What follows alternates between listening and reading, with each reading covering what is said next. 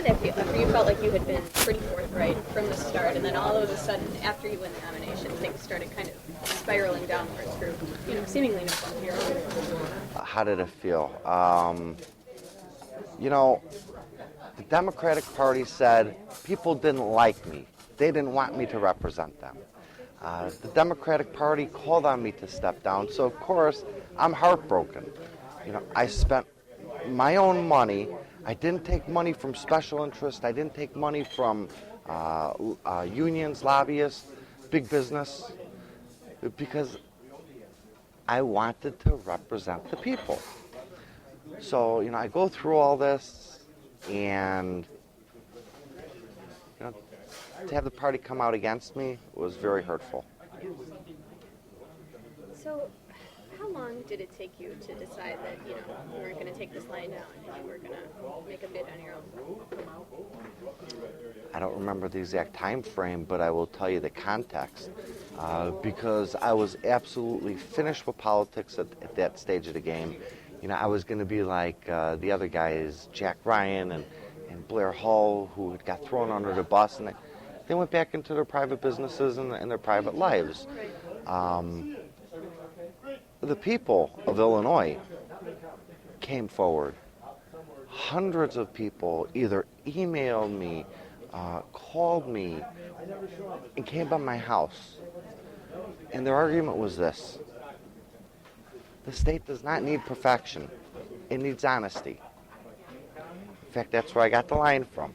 It was from the people. It was. And that came in a letter to you? Or somebody came to your door? Somebody came to my door. And what had happened was, I began realizing that people did not hate me. The people respected me. The people saw hope with me. They saw honesty. They saw integrity. So I started listening. And all they wanted was somebody like myself to represent them in the state, to move Illinois forward, to bring jobs back, to bring the American dream back to Illinois. So I said, okay, if you're going to support me, then I'll get back up and I'll do it again. So I did. No matter what town I've been to, there's vacant stores and there's high unemployment. I was in Decatur, and I'm getting ready to go up to my room in the hotel. And the hotels have these free papers, like the USA, and they had the Decatur paper. And I'm looking at it, and the headline is, "Good news for unemployment." I got excited. So I'm reading, you know what the good news was? Their unemployment was 12.3%, down from 13%. That's not good news to me. That's devastating news. But to them, it was good news. You bill yourself on these radio commercials as the only gubernatorial candidate who has held job fairs. How many have you held now? Oh, we just held our fourth. Your fourth? Okay. And have they all been in Chicago? Yes, they were all in Chicago. And tell me about, the numbers that you're seeing there and the amount of businesses that are coming. The last one was about 1,300 people came, Okay. unemployed people. This job fair provided me with information that none of the other job fairs have done. It was unique in the sense that kids came to this job fair, 16 and 17-year-old kids that were in high school looking for part-time jobs. I never, thought about that before, but that demonstrates that these kids don't want to be in the streets causing trouble and creating crimes. They want to work. And my next job fair that I have in Chicago will expand in that direction, and in the direction of older people, people in their 60s and 70s who are retired and still looking for part-time work to keep busy, or who need to have income. So it was a very interesting job fair.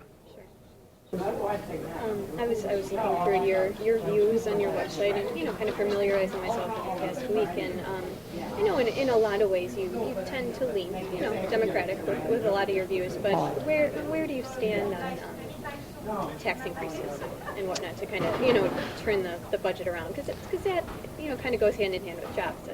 That will not turn the budget around. That will not turn this economy around, and here's why.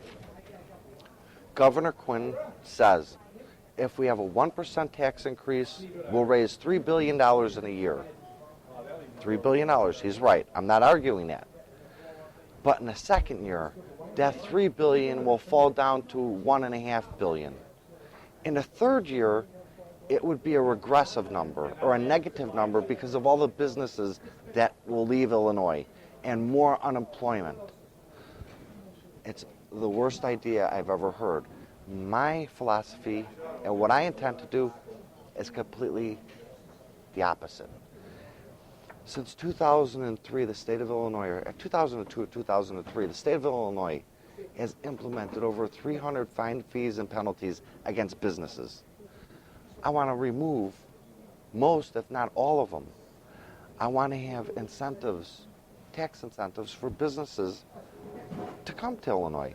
I want to give them the support that they need to grow their businesses.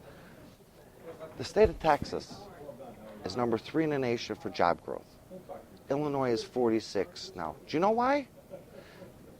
2 things: the fees, fines, and penalties, and regulation. 2 things businesses don't want to know about. We need to be able to provide businesses with a stable environment. We need to be able to provide businesses with educated people to work. Tell me about your work with the black community. I've heard you say that you feel like Democrats have taken that group for granted, and the Republicans have taken not just the African American community, but the Hispanic community, the minorities in general. They have taken them for granted. Well, they've ignored them.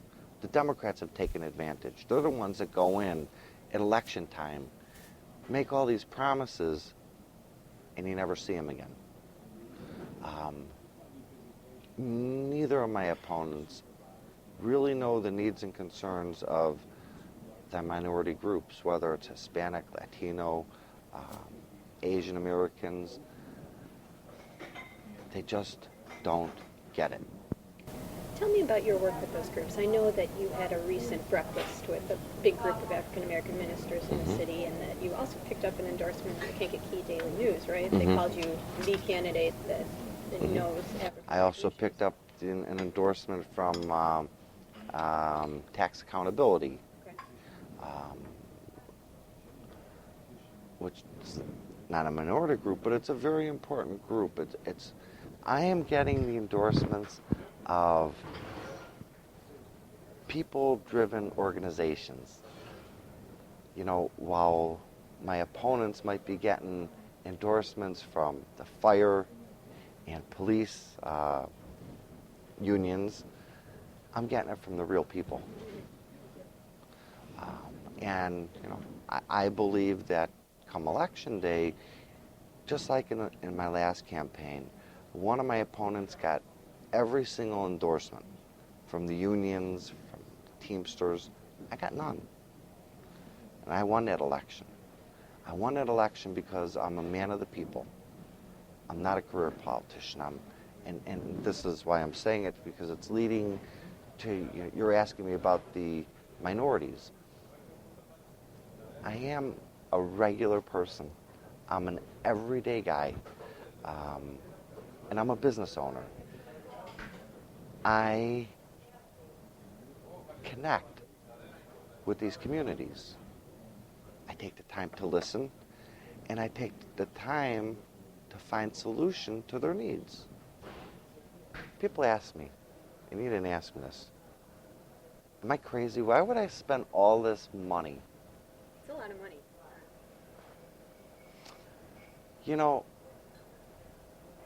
For a lot of people, money makes them happy, and having it in a bank and saved, that's their security, and it makes them happy.